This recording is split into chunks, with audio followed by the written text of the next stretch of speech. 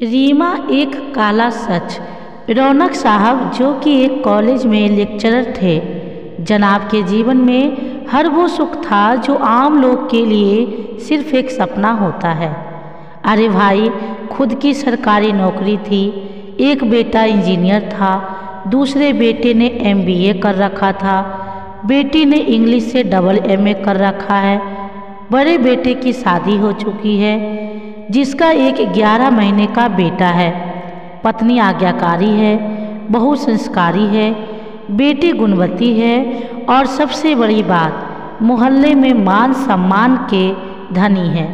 एक खुशहाल जीवन के लिए इससे अहलदा और क्या चाहिए। बस यूँ समझ लो कि रौनक साहब के जीवन में सब कुछ ठीक ही चल रहा है। पर दोस्तों, जिंदगी की कहानी हो या घर में बनाने वाली सब्जी, जब तक उसमें कुछ तीखा ना हो मज़ा नहीं आता।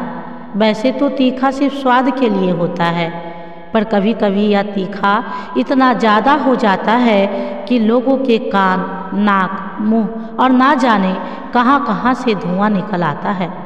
हमारे रौनक साहब की ज़िंदगी की कहानी भी खुशहाल चलते चलते एक दिन इतनी तीखी हो जाती है कि जिसे आप सुनेंगे तो हैवानियत की नई परिभाषाएं खोजने के लिए आपको लाइब्रेरी जाना पड़ सकता है। रौनक साहब की बेटी रीमा, जिसने इंग्लिश से डबल MA किया था, वो एक स्कूल में पढ़ाती थी। स्कूल के सभी बच्चे उसे बहुत प्यार करते हैं। वजह थी बच्चों के प्रति उसका प्यार और व्यवहार। जी हाँ, वो बच्चों से बहुत प्यार करती थी और गलती करने पर भी वो बच्चों को कभी डांटती या मारती नहीं थी, बल्कि उन्हें प्यार से समझाती थी। रीमा को उसके माँ बाप ने बड़े लाड़ प्यार से पाला था। उसके दोनों भाई भी उस पर जान छिड़कते थे और बची कुची खुशियाँ उसकी भाभी और नन्हे मुन्ने भतीजे ने आकर दे दी। पर इस बात का आभास शायद खुदा को भी नहीं था कि इतना हंसते खेलते परिवार की सारी खुशियों पर ऐसी बिजली गिरेगी जो दुनिया के लिए इतिहास बन जाएगा और लोग अपनी बेटियों का नाम रीमा रखना ही छोड़ देंगे। जी हाँ, उत्तराखंड में राजगीर जिले के रोहिणीपुर गांव में कोई भी अपनी बेटी का नाम रीमा नहीं रखता है। वजह जानकर आपके भी होश उड़ जाएंगे। रीमा एक पढ़ी लिखी लड़की थी और धन संपदा वाले प्रतिष्ठित परिवार से थी। वहीं रीमा को जिससे प्यार हुआ था वो मात्र 6ठी पास था और एक किराना की दुकान पर काम करता था। नाम था सोनू।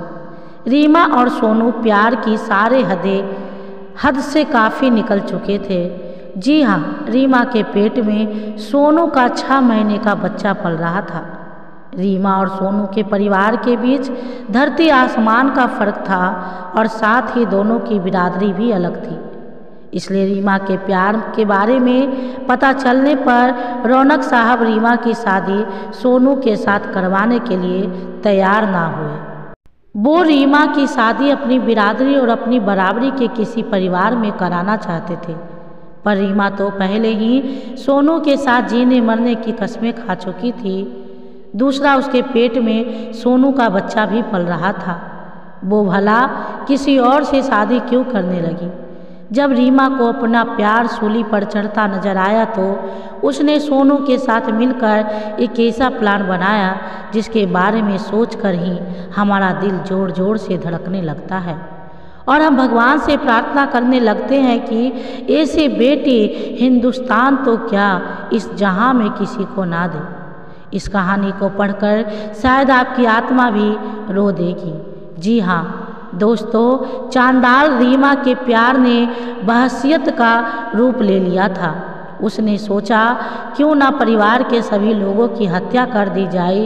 इन सभी के मरने के बाद सारी जायदाद मैं अकेली वारिस हो जाऊंगी और सारा जीवन सोनू की बाहों में गुजार दूंगी। अरे वाह रे मेरी कलयुग की बेटी, तेरी सोच, तेरी करतूत और तेरी चंडालता के लिए शायद अभी कोई गंदगी, गाली या बदुआ बनी ही नहीं है जो मैं तुझे दूँ।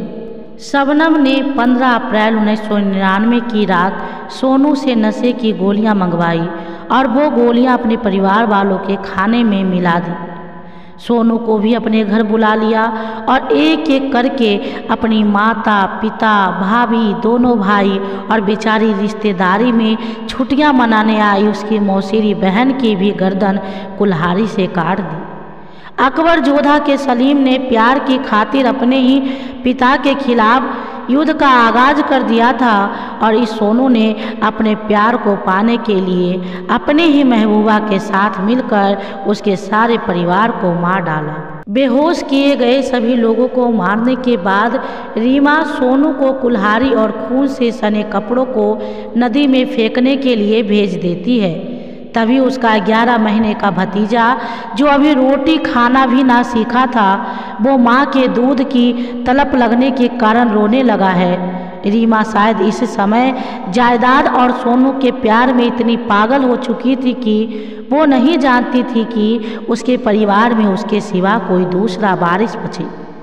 इसलिए उसने एक बार फिर सोनू को फ़ोन किया और कहा कि मेरा 11 महीने का भतीजा बच गया है, तुम जल्दी से कुल्हाड़ी वापस लेकर आओ।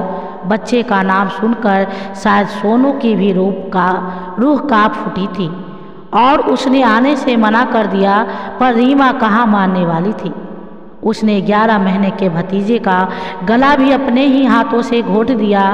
ए मेरे भगवान, इतनी निर्दयता, जिसके खुद के पेट में 6 महीने का बच्चा पल रहा है, जो खुद माँ बनने वाली हो, वो किसी दूसरे की ममता का गला कैसे घोंट सकती है।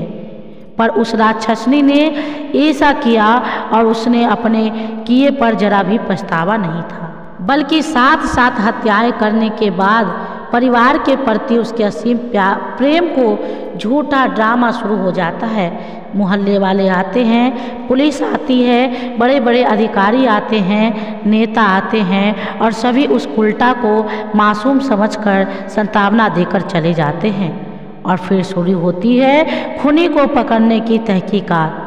दौलत और हवस के अंधेपन में खून करके रीमा और सोनू ने इतने सबूत छोड़ रखे थे कि कोई नौसिखिया भी उन दोनों के बारे में पता लगा सकता था, जबकि यहाँ तो खूनी को पकड़ने के लिए कोई काबिल अफसर लगाए गए थे और वो अफसर 24 घंटे में ही रीमा और सलीम का पर्दाफाश कर देते हैं। पुलिस द्वारा पकड़े जाने पर रीमा दहाड़े मार कर रोने बिलखने लगती है, पर उसके रोने बिलखने से अब किसी को कोई फर्क नहीं पड़ने वाला था। अब तो हर कोई सीमा को बस दुत्कार ही रहा था। खैर, मामला अब कोर्ट में पहुंचता है, जहां रीमा को फांसी की सज़ा सुना दी जाती है। इसी बीच रीमा एक बेटे को जन्म देती है, जिसको गोद ले लिया जाता है। रीमा ने फांसी से बचने के लिए हर वो प्रयास किए जो वो कर सकती थी। हाई कोर्ट, सुप्रीम कोर्ट, यहाँ तक कि भारत के राष्ट्रपति को भी अपनी दया याचिका भेजी, पर रीमा ने जो राक्षस प्रवृत्ति का काम किया वो दया की पात्र तो बिल्कुल ना थी। और आज वो दिन आ ही गया जब रीमा को फांसी दी जानी थी। आज सुबह से ही रीमा अपने बीते दिनों को याद करके बस रोती ही जा रही थी। उसके पीछे गुजरे हुए दिनों की जहरीली यादों की खाई थी, जिसमें वो जितनी धंस रही थी उतनी तड़प रही थी, और उसके आगे फांसी के रूप में एक काला अंधेरा था, जिसके आगे वो ना तो कुछ देख पा रही थी और ना ही कुछ सोच पा रही थी। रीमा को फांसी के लिए तैयार कर लिया गया और फांसी वाली जगह पर ले जाया गया। रीमा के लिए आज का पल पल बहुत बहुमूल्य था। आज उसकी आंखों के सामने उसका बचपन, उसकी जवानी, सोनू के साथ बिताया गया समय और जेल में बीता समय रॉकेट से भी ज़्यादा तेज रफ्तार के चक्कर में लगा रहा था। जल्लाद ने शबनम के दोनों हाथ पीछे बांध दिए और चेहरे को काले कपड़े से ढक दिया। उसकी आंखों के आगे काली यादों का गुप्त अंधेरा छा जाता है और उन्हीं अंधेरी यादों की गलियों से गुजरती हुई वो 12 साल पीछे उसी मंजर पर पहुंच जाती है, जहां उसने अपने परिवार के लोगों को मौत के घाट उतारा था। सबसे पहले वो अपने बाप की गर्दन काटने के लिए कुल्हाड़ी उठाती है। वक्त एकाएक ठहर जाता है और रीमा इस ठहरे हुए वक्त से फरियाद करती है कि ये वक्त क्या तू बदल नहीं सकता? यह वही बाप है जिसने मुझे लाड़ों से पाला था, मेरे पैदा होने पर ढोल नगाड़े बजाए थे, घर घर लड्डू बंटवाए थे, और मैं आज उसी बाप की हत्या करने जा रही हूँ। ये गुजरे हुए वक्त मैं कठोर हूँ, पर तू क्यों इतना कठोर बन रहा है?